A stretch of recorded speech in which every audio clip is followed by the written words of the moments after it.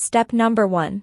Park the vehicle on a level surface, place the vehicle in park and place blocks in front of and behind the front wheels for safety. Lift the rear of the vehicle using a floor jack and place jack stands under the chassis for safety. 2. Remove the retaining clips from the charcoal canister cover using a small pry bar or flathead screwdriver. Insert the tip of the tool into the base of the retainer and pry it out to release it as shown on the screen.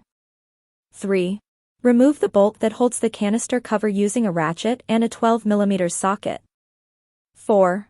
Once the retainers and screw have been removed, proceed to remove the cover completely by simply pulling it down with your hands and set it aside.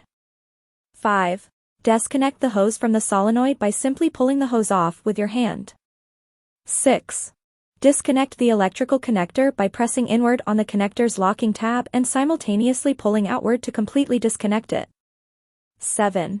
Lift the solenoid's retaining clip by pressing backward on the clip with one hand and rotating the solenoid to the left with the other hand to release it.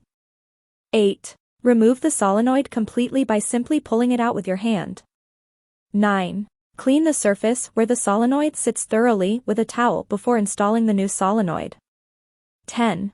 Install the new solenoid in its original position by pressing inward and simultaneously rotating it to the right until the locking tab engages correctly.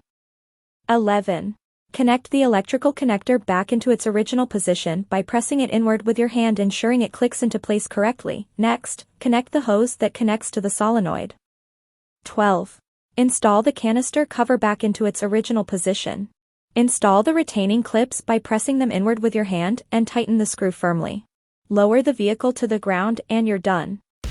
That's how simple it is to replace the fuel vapor canister solenoid valve on 2010 to 2017 Nissan Sentra.